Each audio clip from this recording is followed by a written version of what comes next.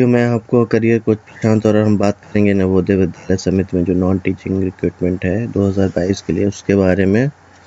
तो इसमें बहुत सारी वैकेंसी नवोदय विद्यालय ने पब्लिश कर दी हैं।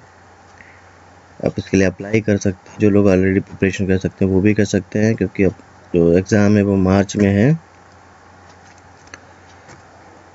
इसमें जो वैकेंसीज हैं वो assistant commissioner administration, assistant commissioner, assistant section officer, audit assistant, translation officer, junior engineer civil, stenographer, multitasking staff और सेक्रेटरी स्टाफ सहित electrician cum plumber, lab attendant और मैथ्स हेल्पर की वैकेंसीज हैं। इसमें आप अप्लाई कर सकते हैं। इसके अलावा इसकी जो इम्पोर्टेंट डेट्स हैं वो मैं आपको बता देता हूँ। एप्लीकेशन स्टार्ट हो रही है 12 जनवरी 2022 से। इसकी फ़ीस जमा करने की जो ये फीस जमा करने की लास्ट डेट 10 फरवरी है। इसके अलावा ऑनलाइन अप्लाई भी 10 फरवरी तक ही कर सकते हैं। जो एग्ज़ाम डेट है 9 से 11 मार्च है, टेंटेटिव डेट है, इसके बीच में हो सकते हैं।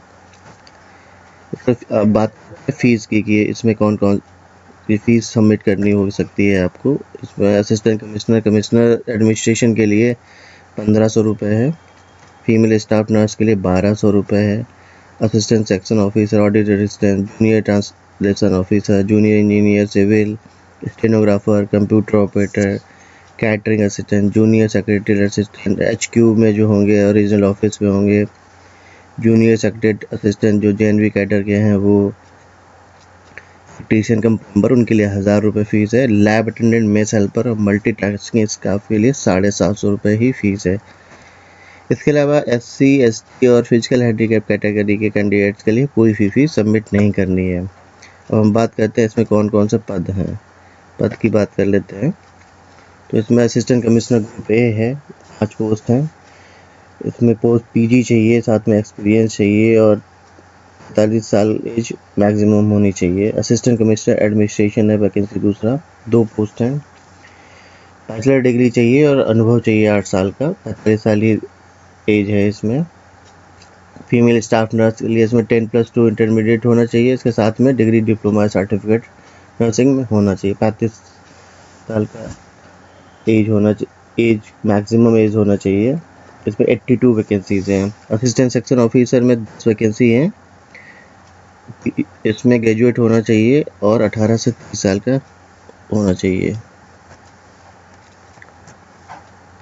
इसके अलावा आप ऑडिट असिस्टेंट की 11 वैकेंसी हैं। बैचलर डिग्री कॉमर्स में होना चाहिए, 18 से 30 साल की एज होनी चाहिए। 11 पोस्ट हैं इसमें। जूनियर ट्रांसलेशन ऑफिसर 4 पोस्ट हैं। आप इसमें योग्यता अपना यहाँ से देख सकते हैं। इसके अलावा आप बेहतर जानकारी के लिए नवोदय विद्यालय के साथ पे भी जा सकते हैं। जूनियर इंजीनियर सिविल के लिए सिविल इंजीनियरिंग में डिप्लोमा या डिग्री होना चाहिए, 35 साल की एज है। 1 पोस्ट। स्टेनोग्राफर के लिए 22 पोस्ट हैं, माफ़ी चाहूँगा। और इसमें +2 होना चाहिए। शॉर्ट एंड स्पीड 80 वर्ड पर मिनट, इंग्लिश टाइपिंग 40 वर्ड पर मिनट, और या तो फिर 60 वर्ड पर मिनट की, और हिंदी टाइपिंग 20 वर्ड पर मिनट होनी चाहिए। इसमें दोनों हिंदी में होने चाहिए।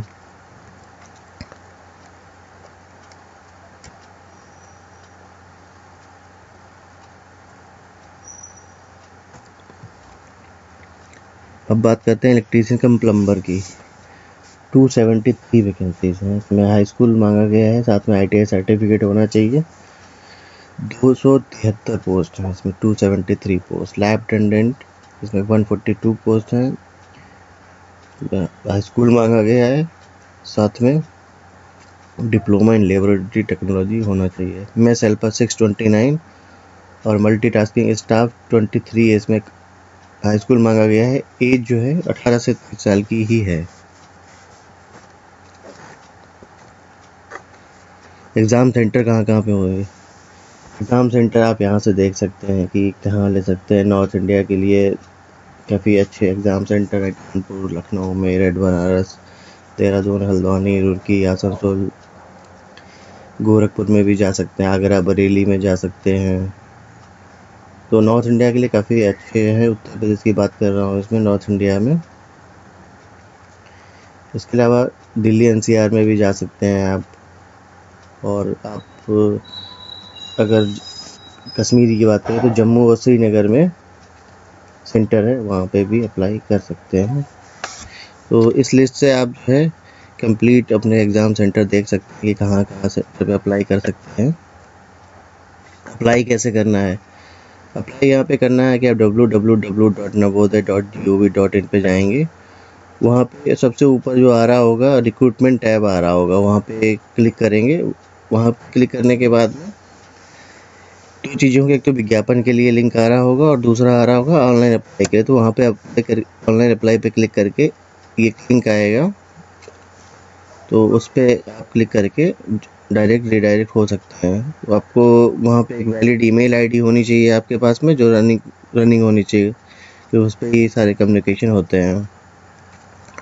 अप्लाई करने के बाद प्रिंट आउट में मत भूलिएगा, क्योंकि ऑनलाइन अप्लाई करने के बाद प्रिंट आउट लेना बहुत ज़रूरी होता है, फ्यूचर रिकॉर्ड के लिए रखना होता है।